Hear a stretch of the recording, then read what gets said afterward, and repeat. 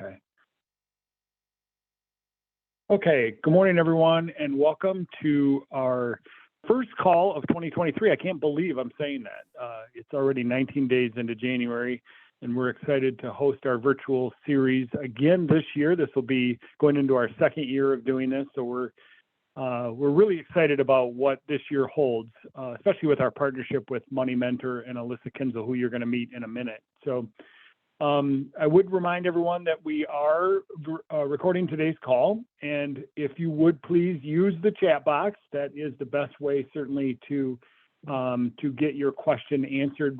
Zareen Torrey is on the line today, and she'll be monitoring the chat box and answering any questions. And we'll hopefully at the time, have time for question and answer. Our agenda today is what I'm going to really walk you through. My name is Dan Saug. I'm the Chief Mortgage Lending Officer here at Michigan First Mortgage, and I'm excited to bring to you the topic of budgeting for purchasing a home. Not something we talk about a lot, but certainly I think, and hopefully you'll agree as we go through the call today, a very important topic. We're going to spend the bulk of our time talking about those tips and tricks from our experts today, John and Alyssa. And then hopefully at the time, we'll have some closing remarks and maybe some time for question and answer. Although if you use the chat box, we'll try to get your question in on the call. Rest assured though, if we don't get to your question, we will answer it after in person, either via email or we'll call you up. So let's jump right into our introductions.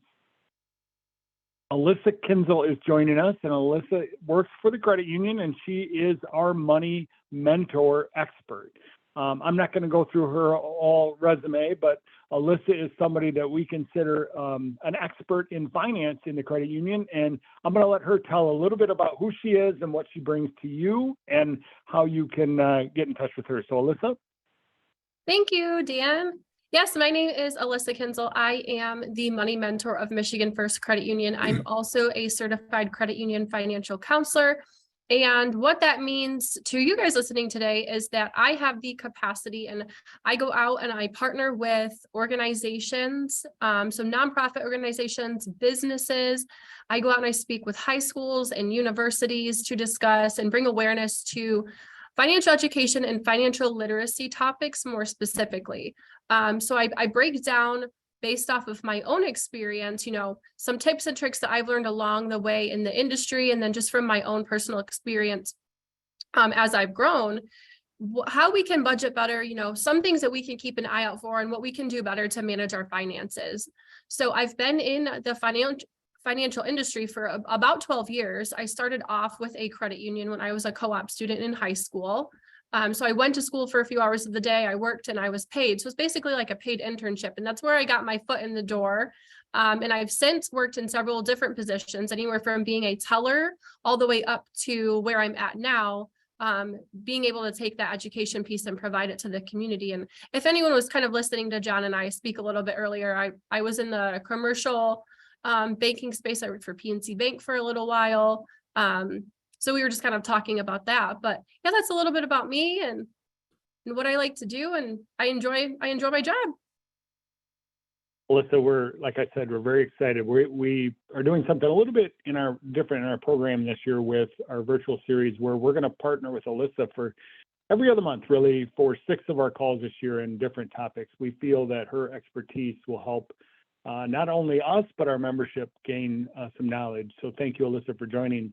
Next, we have John Fitzgerald. John is one of the few people that have been here longer at Michigan First Mortgage than me, and John is in our loan officer ranks. So John, tell us a little bit about your history and what you bring to our membership and how you can help. Well, thank you, Dan. As it says on the thing there, I've been in the financial services for 40 years.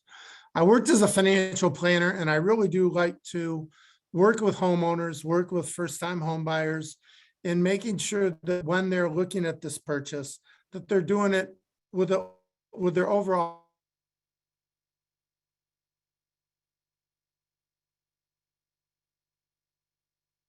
Oh, John's freezing. Zareen, is he freezing for you too? As being in the mortgage business for 30 years, I can tell you that I've seen most everything, but that's the beauty of this industry is that there's always things changing. Actually, back in the 80s, I thought mortgage lending was boring. and it's anything but boring now. So that's where I try and approach it. What's going to work best for the homeowner and in their plans. Yeah. Awesome. Thanks, John. And we certainly, we forget how quickly mortgage passes. So John, I'm just going to suggest maybe that you turn your video off. You're buffering just a little bit. I don't know if you're on wireless there, but not that we don't like looking at your pretty face. So let's just jump right into our conversation today. And our topic is around budgeting and budgeting for a mortgage. And I'm going to start with Alyssa today. Alyssa, so let's start with the basic concept. What is a budget, and why, from a general aspect, housing aside, why is budgeting important? Yeah, absolutely. So a budget is simply us taking our net income, so our after-tax income, and determining what that looks like, whether that be, biweekly, or if you choose to do that per month, taking that and then your expenses and subtracting those expenses from your net income.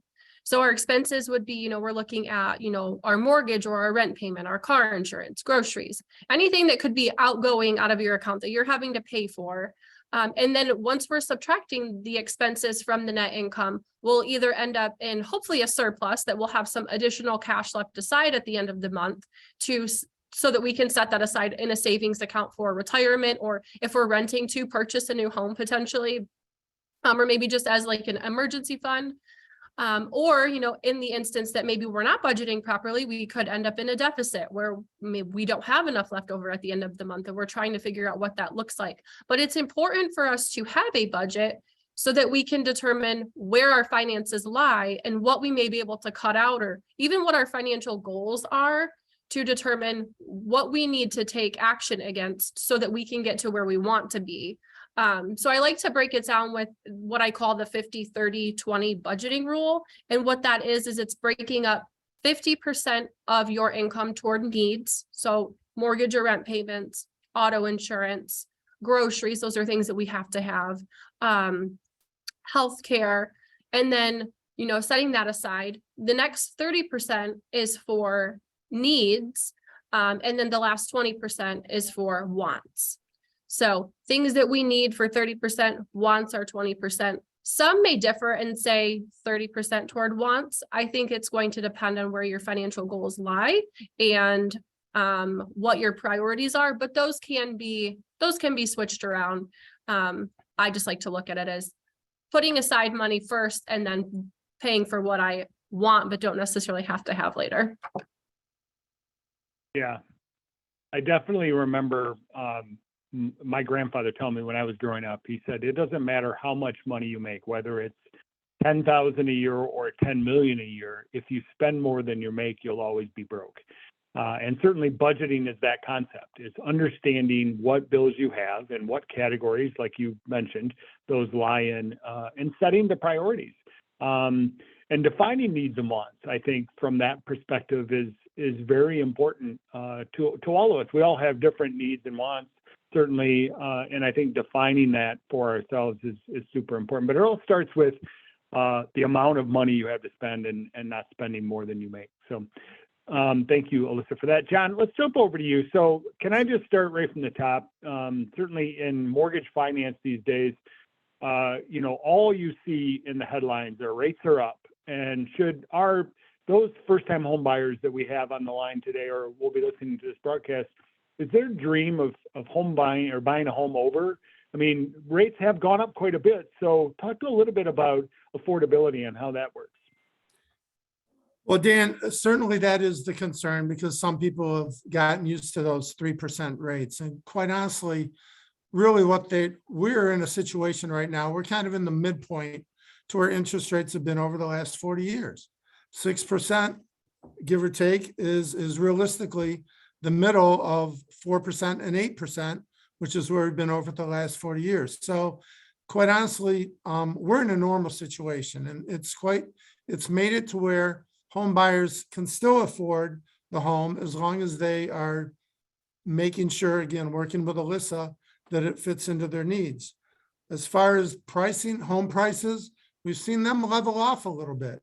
And so some of that exuberant where people are overpaying for homes, we've really seen that come back. So where before you might have been looking at paying extra for what that house is worth, now you can actually look into negotiating and actually maybe getting some seller concessions to help pay for some of your closing costs. So those are all things that have worked out really well.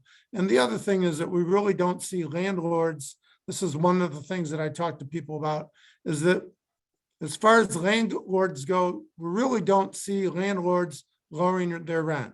However, if you buy a home, there's always that possibility that interest rates are going to decrease and you can always refinance. So again, getting into that situation now, if you can afford it, and if it's a good value deal, it makes all the sense in the world right now. Yeah, and that's a wonderful point about rent. Rent never really seems to ever go down, once it goes up. New rent does if you're maybe sometimes getting into a new apartment, but once you're locked into that contract for your rent, it never really seems to go down. Yeah, and if you think about home affordability, that's a great point, John. If you look over just the last 18 months, yeah, you would think rates are really high, but looking over the last 10 or even 20 years, we really are in that mean interest period. So great point. So popping back to Alyssa. So Alyssa, we talked about a budget. And so now let's talk about when we go into a home. So what are some things I should be budgeting for around once I have the home? Buying the home is really kind of the first expense. And we're going to talk to John about saving that down payment. But once I'm in the house, what should I be budgeting for maybe in the way of maintenance costs? I mean, I have to keep up the home, right?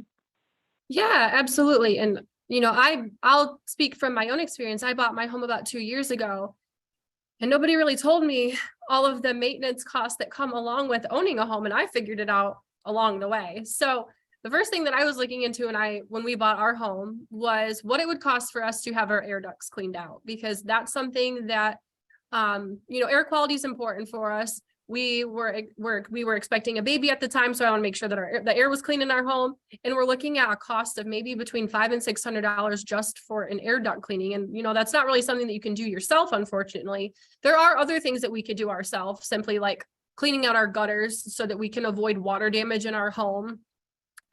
Changing our furnace filter so our furnace is working at its best optimization. But something else that I learned in purchasing my new home is that cleaning out your water heater is something that you should do on an annual basis. I don't know if that's something that you were aware of, but I wasn't when I bought my home. So it's little things like that in home maintenance that you don't really know until you own a home and you're doing some research and looking at it to then find out like, oh, I have all these things that I should be doing. So that way my home is taken care of, or my appliances are taken care of, and I'm not having to dish out additional cash to pay for those when they break because they weren't maintenance properly. Yeah, thanks, Alyssa. I now have a to-do list for this weekend. I got to be honest, I've owned a home now, I think going on 31 years now as a homeowner, a couple of different homes, but I've never ever cleaned out my water heater. So I'm on that now. So thank you. So yeah, and I think going back to the budget and thinking about home maintenance costs, let's say you move into a house and while the roof is good today, it might need some replacement in the future. That's something you should be budgeting for today. That's a pretty big expense, right? Yeah, absolutely. I would say, on average, if you're looking to have your roof replaced, you're looking anywhere between 10 to 20,000 would be like my rough guesstimate. And so it's typically advised that with budgeting for home maintenance repairs that could potentially happen in the future, that you're setting aside 1% of your home's value each year. So taking that and factoring that into your budget, determining, what your home looks like, what that value is, and setting aside into a savings account or an emergency fund 1% of your home's value each year. Now, that's not to say that those funds you're going to use each year, but you'll have kind of like a nice stash of cash set aside should something happen to your home in doing that and saving that 1%. Yeah, that roof at $13,000 or $14,000 hurts a lot less if you've saved 10 grand up over the first 10 years of your house. And certainly it makes you feel better about that expense, and that's just one of them. So all right, John, so we talked about rates and buying my dream home, but let's talk about property type. So what are some of the home ownership cost differences between maybe a condo and a single family residence? A lot of first time home buyers look at condos. So what's the difference between the two? Well, Dan, and I personally own a condo, and really, quite honestly, condominiums are about a lifestyle. But with a condominium, in addition to the property taxes and insurance that you have, you also have a homeowners association fee, and that homeowners association fee can help cover the lawn maintenance, trash, could be cleaning your driveway, and it also could be landscaping. Now, when we look at helping somebody buy a home, quite honestly, you can, because the lawn, trash, driveway, and landscaping, if you own a traditional residence, those are variable expenses that you can pay for yourselves. With a condominium association, that's part of your monthly payment. So, for example, a $200 a month homeowners insurance or homeowners association fee, we have to take that into account when qualifying somebody. That can be the difference of $35,000 for being able to qualify for a home. So in other words, if you're only able to, for a home, if you're looking at what can I qualify for a condo, it might only be 200,000, but for a single family residence, it might be 230 to 235. So those are all things that you need to take into account. Now, it doesn't mean that you can't hire those things out, but then that becomes a discretionary expense, like Alyssa was talking about, versus a fixed expense. Yeah, you're gonna have to cut your own lawn maybe at your house versus in a condo. And I would think along the same lines of what Alyssa was talking about, a condo is kind of a forced maintenance plan savings too, that condo association fee, because some of those exterior maintenance items are covered by the condo. So by paying that fee each month, you don't have to worry about a big expense maybe for your roof or if there was a damage from a storm. So correct. Something more to think about. Yeah. Okay. So Alyssa, we talked about the kind of repairs, but you talked about budgeting for home maintenance. That was the 1%, right, of the actual. So how would you recommend our new homeowners pay for large purchases after their home? So let's say I buy a house and it doesn't come with a washer and dryer. So how should I handle those, or maybe some of those cosmetic updates you're talking about? Yeah, so there are a couple of different options. The one that I would recommend is to seek out maybe external financing. I know for me, when we bought our first home, we didn't have all of the additional cash set aside for cosmetic updates and things like that. Although we did want to make them, it wasn't something that we had factored in. So there are options out there that have like 0% financing. I think of Home Depot, Lowe's, all of those like home repair stores are going to have sometimes cards that are out there for you where you can finance your appliances, or if you're looking to do a big project so that you can live in the home, they have 0% options, or even low balance credit cards. If that's not something, if you're not looking for a retail card, there are low balance or low interest rate credit cards out there that you could finance things through. The other option would be taking out a personal loan. With a personal loan, the interest rate's typically going to be higher. That's why I don't normally suggest that one first. But and then if you end up racking up those, I would say those debts, if you end up taking those on, once you are in your home for a while, you do have the potential then to possibly refinance or look at a home equity if you're making a large remodel. That's always an option too. Yeah, it is. It's never when you think the expense is going to come. So being prepared and having those options ready up front, or as you go into home ownership, certainly is part of the budgeting process. But planning for the expense, not only having the money, but planning how you're going to pay for it too. So that's great advice. So moving over to John. John, let's talk about what's the best way to prepare for a new hire house payment. Let's say I'm in a situation where I'm living with my parents today, and then I'm buying a house, and all of a sudden I have that reoccurring debt. So how can I prepare for that? Well, Dan, one of the things that I like to do is I like to suggest to my first-time home buyers or really anybody who's looking to buy is let's do a trial run. In other words, again, if you're living with your parents, that's one thing. Or if you have a rent, let's just say that you have a rent payment of $1,000 a month. And in our initial discussions, we talk about the fact that you're comfortable in paying $1,800 a month for that monthly payment for your house. So what I'm going to suggest to you at that point in time is, again, in the planning stages, is keep making your rent payment of $1,000 and then open up a separate account for a house down payment. And so then now you're making that $800 a month into the subset account at the credit union for the savings. Now, after 6 months, you're going to have $4,800 saved, but you're also going to know whether that $1,800 really truly fits into your budget or not. Is it too tight? So if it's too tight, then maybe you have to ratchet down to $1,600. Or is it not an issue? And then maybe $2,000 works for you. So I like to really suggest my people do a trial run, see what that payment feels like. And then again, you can make that adjustment depending on how it affects your lifestyle.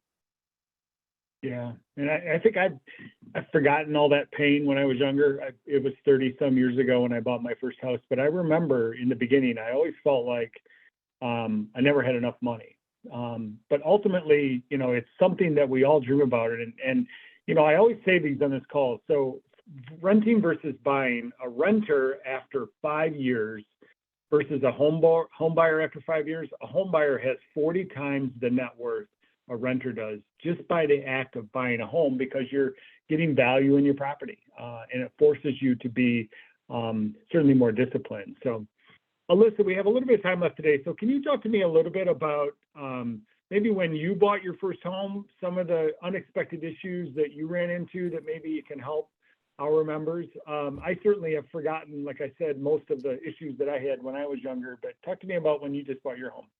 Yeah, so when we first bought our home, we had an inspection done. I would say the inspection didn't necessarily go probably the best. There were a couple things that were missed, unfortunately.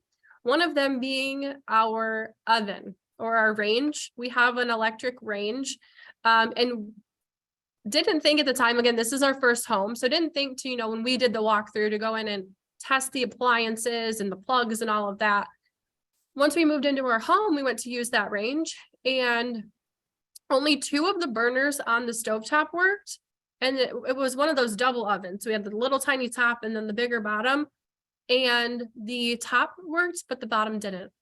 So it was one of those expenses that you don't think you're going to have to end up paying for. But we did, and lack on our part for not testing those things. But now whenever I meet somebody that's, looking to purchase a new home, I always tell them, like, test your appliances first when you do your walkthrough, just to make sure that they're all in working order. And if they're not, maybe that's something that you can discuss with your agent, can be factored in, maybe not. And that's something that you then know that you have to budget for. For us, we didn't know. And I always like to tell that funny story, because who would have thought that only half of our stove would have worked. Right. Yeah. And when you're, especially on a first home or even buying a car, it always pays to take a third party with you, somebody that's uninterested and not looking through the eyes of somebody that's dreaming about their first home, because they call it rose-colored glasses. You literally have a filter on to look for. So take a parent, take a sibling, take a best friend along and say, hey, be a critic and tell me what you're seeing and what you're not seeing versus what I am sometimes. So I know that works for me, because a lot of times I can train myself to see what I want to see. So especially when I'm excited. So, all right, John, your job is to answer one last question for us and try to keep it a little bit brief, because we're right up against the clock now. But we just talked about inspections with Alyssa. So what's your opinion? Pre-purchase inspections, is it a necessary expense, and what should I be asking? Dan, I would say that a pre-purchase inspection is absolutely necessary. it protects you. It protects you and allows you to have that expert, that trained professional to look for things that you can't, that you're not trained to see. And so those are things that can help eliminate some of those expenditures that you're not prepared for. So again, unless you have somebody who's been in the trades or knows building and has done those things, you got to look at an inspection as being your protection of not getting into something and all of a sudden that house becomes a money pit. Yeah, and I would agree. And I think looking back at it now, I'm sure Alyssa would tell you that the inspection was great. It's just that she would help a little bit more thorough. So maybe asking for some references up front on that inspector and ask for a sample report for them, kind of what they report on. I know that home inspection's been around for 30 or 40 years now, and certainly they've gotten a lot more technically correct over time. So good advice from all. Well, look at the time. We're right up close to the end here. So I don't want to leave the call without getting our three top things from our experts. So John, why don't you kick us off from a mortgage perspective? What are the top three things you want our members to take away from today's call? Well, first of all, and we've got it listed there, is get a pre-approval letter. It's so important to sit down with a trained professional, a mortgage loan officer, look through this stuff, bring your income documents. They're going to run a credit report. They're going to want to know where your money is for your down payment, but you want to get a pre-approval letter. You want to know what you can afford going into it. A lot of times I ask people what they want to pay and what they're going to be pre-approved for, because so many times that can be different. As far as you got to expect the unexpected. If you expect it's going to go in and it's going to be a perfect scenario, you just got to plan that something's going to come up. You may not get the house that you want. There might be a little bit more involved, but you really need to expect that there might be a bump along the way. And the last thing is discipline. I tell people all the time, it isn't rocket science to have great credit and have savings, but it is discipline. And we've seen some of the most, what you would call knowledgeable people have really questionable credit. So again, it's about discipline to put the money aside, as Alyssa was talking about, and making sure that you're paying your bills on time. Yeah, and credit capacity is one that a lot of people don't realize what affects their score too. So thank you, John. And Alyssa, from your side, I want to hear more about this 50-30-20 budget rule. So tell us a little bit about that and the other 2 points. Yeah. So kind of like we had talked about kind of briefly, and John was saying also that, budgeting is what he calls the secret sauce.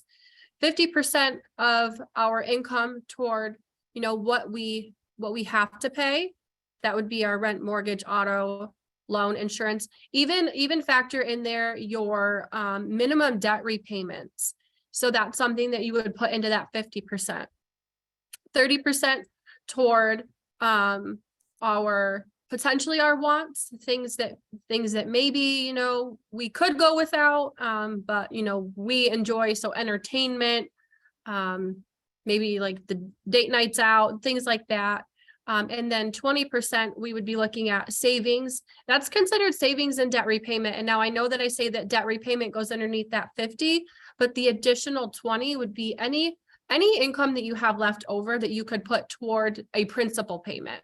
So that way you're lowering down some of that debt that you're repaying and shortening the time that you're paying that, not only shortening the time, but also saving yourself money because you're not going to be paying it for as long.